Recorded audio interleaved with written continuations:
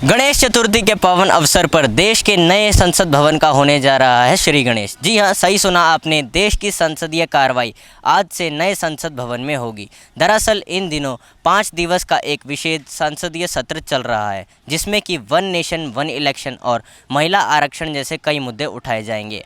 आज हमारे साथ मौजूद हैं एक युवा जो कि इन्हीं विषयों पर अपनी गहरी समझ रखते हैं, तो आइए उनसे जानते हैं इन नीतियों के बारे में। नमस्कार। नमस्कार। आपका नाम? मेरा नाम उस्मान ख्वाजी है। उस्मान, आजकल देश में 2 मुद्दे काफ़ी ज़ोर शोर पर हैं, एक तो वन नेशन वन इलेक्शन और एक महिला आरक्षण। तो सर्वप्रथम आप वन नेशन वन इलेक्शन पर अपनी राय बताइए।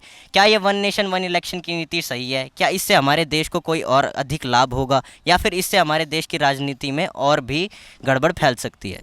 सबसे पहले आपका जो पर्सन है बहुत ही अच्छा है। जो वन नेशन और वन इलेक्शन का जो सवाल उठता है, अगर हम अपने देश के इतिहास की राजनीतिक व्यवस्था को गौर से देखें, 1952 में हमारे देश में प्रथम बार चुनाव हुए, हमारी आज़ादी के 2 या 3 साल बाद। उस समय हमारे देश में एक व्यवस्था थी जिसको वन नेशन वन इलेक्शन कहा गया। इस व्यवस्था में क्या था, जो विधानसभा और लोकसभा के चुनाव है वो तय सीमा पर एक ही बार किए जाते थे, लेकिन कहीं ना कहीं इसमें भी खामियां थी। हमारे देश एक विविधता वाला देश है, जिसके अंदर बहुत से लोग, बहुत से पंथ, बहुत से अलग अलग भाषा वाले लोग और बहुत से बड़े क्षेत्र हैं। तो ये आज के समय में संभव नहीं है किसी भी तरीके से कि एक समय पर एक चुनाव कराए जाएं, क्योंकि अगर आप साधारण रूप से एक उदाहरण ले लीजिए, पिछला ही उदाहरण उठा लीजिए। पहले क्या हुआ, जब ये चुनाव लागू था हमारे देश में, ये नीति थी, ये लागू थी, उस समय कहीं ना कहीं सरकारें गिरती गई।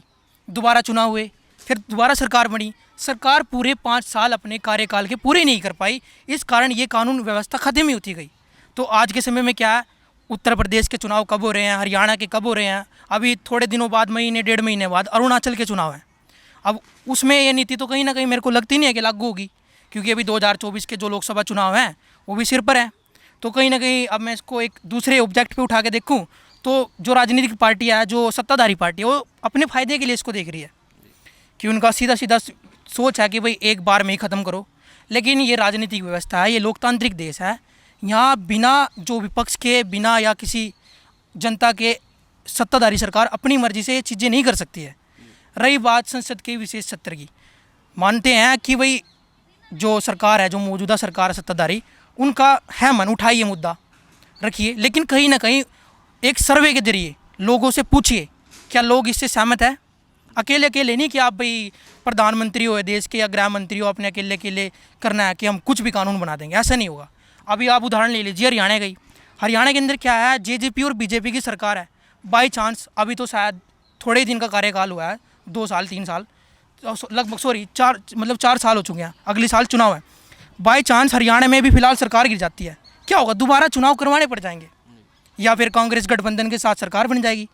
तो ये कहीं ना कहीं मेरी सोच में तो ठीक नहीं लगता है कि कानून पास होना चाहिए। तो जैसा कि आपने सुना, वन नेशन और वन इलेक्शन के मुद्दे से काफ़ी लोग अग्री नहीं करते हैं। उनका मानना है कि लीडर्स का समय समय पर जनता के बीच में जाना जनता के लिए फ़ायदेमंद रह सकता है।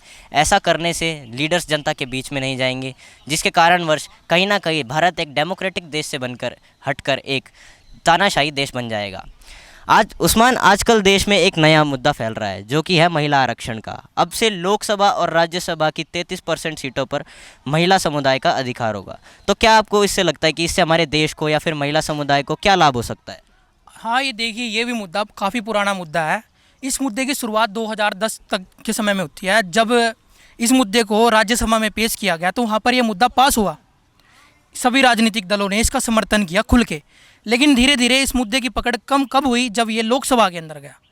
अभी अगर आप थोड़ा समझ रखते हो इस बारे में, बिहार के अंदर आरजेडी और जेडीयू की पार्टी है, जनता दल यूनाइटेड, तो नीतीश कुमार उनके मुख्यमंत्री भी हैं उस पार्टी से, उन्होंने इसको हटा दिया।